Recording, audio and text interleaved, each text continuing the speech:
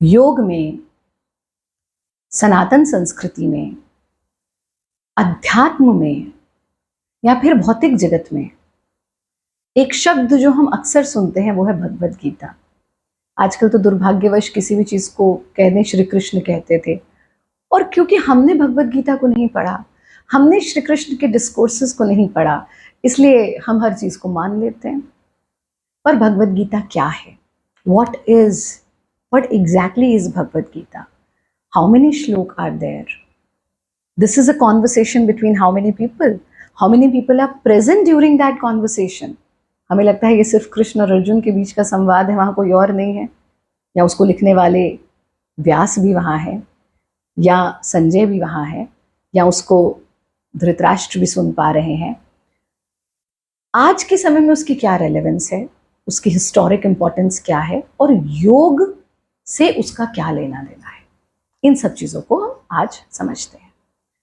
तो जो बहुत महत्वपूर्ण चीज यहाँ पर आ जाती है वो ये है कि भगवत गीता आपके सब प्रश्नों का उत्तर है।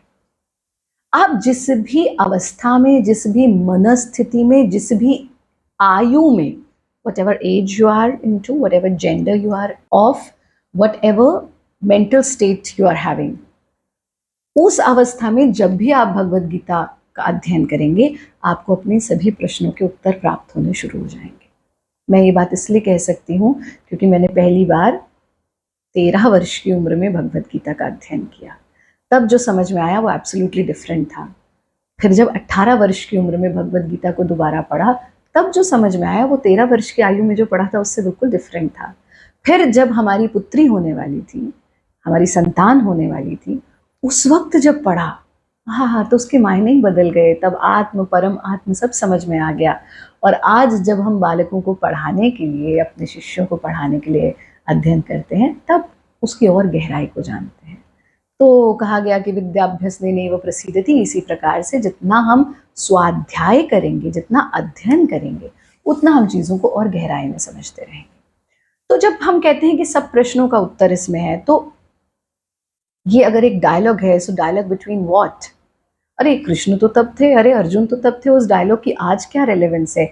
आज ये रेलेवेंस है कि this is not just dialogue between Krishna and Arjun, this is a dialogue between, किससे बात हो रही है, किससे वार्तालाप हो रही है? वार्तालाप हो रही है एक डिस्ट्रैक्टेड माइंड से। तो यहाँ बातचीत जो चल रही है, Bhagavad Gita speaks to a mind that is distracted, a mind that is unable to take a decision, a mind that doesn't know what to do, a mind जिसको बचपन से जिस चीज की ट्रेनिंग दी गई, आज जब उसे उसी काम को करने की आवश्यकता पड़ी तो वो अवसाद में चला जाता है, वो डिप्रेस हो जाता है, वो हताश हो जाता है। So it speaks to a mind that is depressed, but it also speaks to a mind that is a seeker, that is searching for the answers of several questions. So it simply speaks to us, क्योंकि हम जीवन के अलग अलग पड़ाव में इस ही मनस्थिति पर होते हैं। हमारे मन में प्रश्न होते हैं, हमारे मन में जिज्ञासाएं होती हैं। किसी के मन में ये प्रश्न है, मेरे साथ गलत क्यों हुआ? तो किसी के मन में ये प्रश्न है कि जो हो गया तो वो हो गया, लेकिन मैं इससे आगे कैसे बढ़ूं? किसी के मन में एक प्रश्न है कि मैं अपने दुख कैसे दूर करूं? और अंततः हम सबके मन में एक प्रश्न होता है, मैं हूं कौन? मेरे जीवन का उद्देश्य क्या है? इन सब चीजों के उत्तर हमें भगवद गीता से मिलते हैं। तो इसलिए आज भी इसकी रेलेवेंस उतनी ही है जितनी इसकी रेलेवेंस तब थी। तब भी भाई लड़ते थे, आज भी लड़ते थे। तब भी परिवारों में मनमुटाव होते थे, आज भी होते थे। तब भी मन विचलित होता था, आज भी होता है। तब भी मन भटकता था, आज भी भटकता है। तो इसकी रेलेवेंस हर एरा में, हर एज में, हर जेंडर में, हर नेशनैलिटी, व्हाटएवर, जो भी डिफ्रेंसिएशंस हमारी हैं, उनको साइड रखते हुए इसकी रेलेवेंस पूरी की पूरी है। अब हम बात करते हैं व्हाट इज भगवद गीता। भगवद गीता आखिर है क्या? So Bhagavad Gita is an episode from Mahabharat.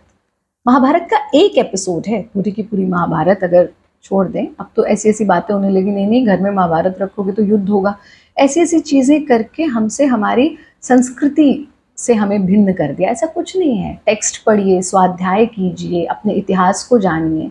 तो जो पूरी की पूरी महाभारत है उसका एक एपिसोड है भगवद गीता। अब इस एपिसोड में क्या हो रहा है? इस एपिसोड में there is a dialogue between Pandav prince Arjun और उनके जो सारथी हैं और उनके जो गाइड हैं श्री कृष्ण। अब यहाँ एक चीज बहुत सुंदर आ जाती है कि अर्जुन ने कृष्ण को भगवान के रूप में नहीं देखा। देखा होता, अभी आप जानेंगे कितने उसके श्लोक हैं, श्री कृष्ण ने कितने श्लोक कहे, अर्जुन ने कितने कहे। तो पूरी भगवत गीता में, इस पूरे समय में अर्जुन जो है वो कृष्ण को भगवान के रूप में नहीं देख रहे। भगवान के रूप में देखते तो भगवान ने तो आदेश दिया युद्ध करो और वो कर लेता युद्ध, नहीं, वो तो उसे गुरु रूप में भी नहीं देख रहे, क्योंकि कृष्ण जगत गुरु हैं, वो उसे सखा रूप में देख रहे हैं। तो आप लोग जब टीचर्स बनेंगे तो आपको ये पता होना चाहिए कि very first quality of a शिक्षक is to be a friend. Very first quality of a parent is to be a friend. जब तक आप उसके सखा के स्तर पे नहीं आएंगे वो आपसे प्रश्न नहीं कर पाएगा, वो आपसे जिज्ञासा नहीं कर पाएगा। तो ये बहुत बड़ा लेसन श्री कृष्ण ने दिया, you have to be a friend with your students, but friend with मर्यादा, दायरे में रहकर गुरु शिष्य के।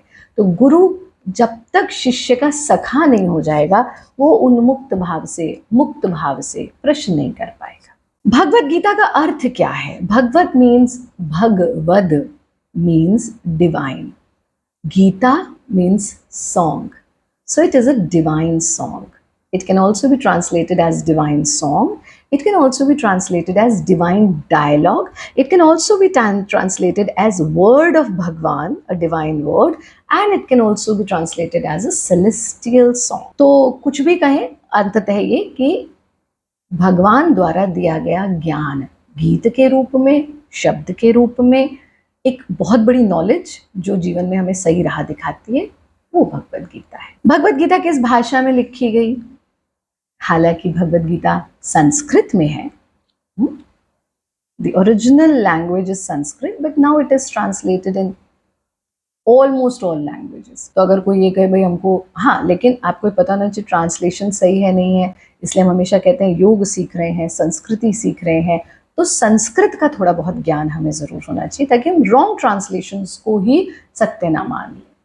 असली चीज पढ़ने के लिए तो असली भाषा होनी चाहिए। कितने श्लोक हैं भगवत गीता? पूरे के पूरे 18 अध्याय हैं, 700 श्लोक हैं, और जिसमें से जो 574 श्लोक हैं वो श्री कृष्ण द्वारा कहे गए। सिर्फ 574 श्लोक में जीवन का पूरा ज्ञान दे दिया उन्होंने। 84 श्लोक अर्जुन द्वारा दिए गए, 41 संजय ने कहे और सिर्फ एक धृतराष्ट्र ने।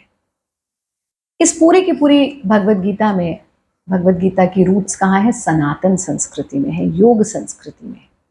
जब हम गीता की बात करते हैं तो अक्सर हमको ऐसा मन में आता है बस it is a conversation between Krishna and Arjun.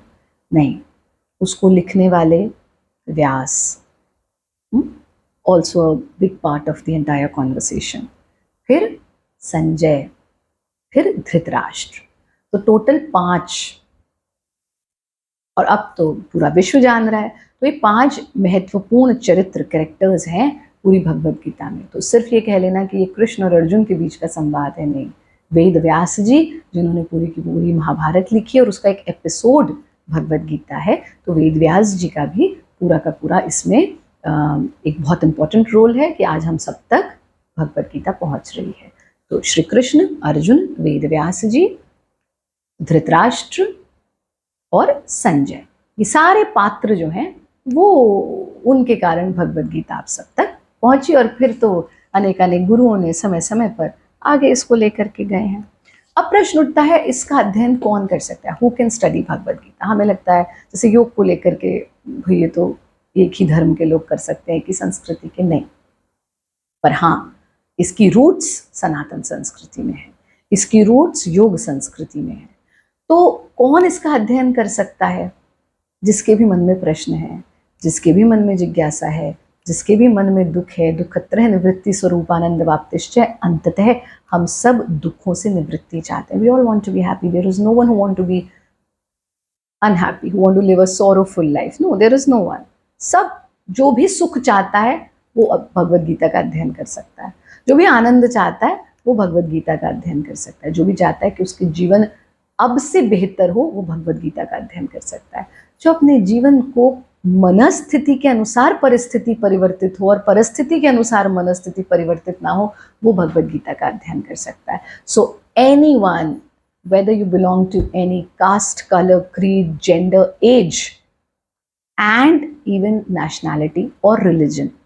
Anybody can study Bhagavad Gita and adapt it as a part of their lifestyle. But you should have devotion, you should have faith towards studying it.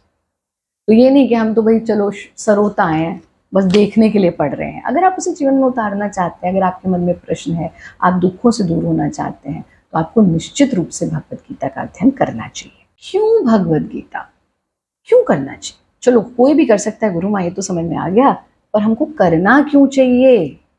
तो मैंने कहा दुखत्रय निवृत्ति स्वरूप आनंद वाप्तिश्च. प्रत्येक व्यक्ति सुख चाहता है, कोई नहीं है जो दुखी होना चाहता है. हम उस सुख को मटीरियल वर्ल्ड में खोजते रहते हैं. आज अगर हम इतिहास उठा करके देखें, I think we are living in the best era humanity has ever witnessed. कितना कंफर्टेबल लाइफ है हमारी. अपने बचपन में ही देख लें, हम तो उत्तर प्रदेश सहारनपुर से आते हैं. वहाँ पे तो खुशी यही थी कि भाई लाइट आ गई, लाइट आ गई, लाइट आ गई, खुश हो गए, लाइट चली गई, लाइट चली गई, लाइट चली गई, दुखी हो गए. जनरल बेसिक चीज़ों का अभाव से हमारी जनरेशन निकली है. तो मटीरियली देखें तो हम दुनिया के सबसे अच्छे समय में हैं. मतलब चीज़ों को तो पजेस करते जा रहे हैं, सब कुछ अच्छा है, पर खुशी नहीं है, आनंद नहीं है.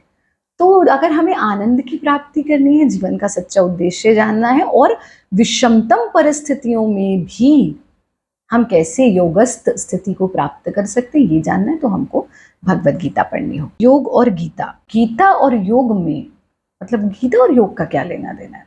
हाँ? तो वंदनीय गुरुदेव बड़ी सुंदर बात कहते हैं कि योग का सबसे बड़ा उपदेश रणभूमि के मैदान में दिया गया, और उस योद्धा को दिया गया जो बचपन से ट्रेनिंग कर रहा था युद्ध की, पर जब युद्ध लड़ने की बारी आई तो हताश हो जाता है, निराश हो जाता है, शस्त्र त्याग देता है. उसे श्री कृष्ण कहते हैं तस्मात् योगी भवः अर्जुन.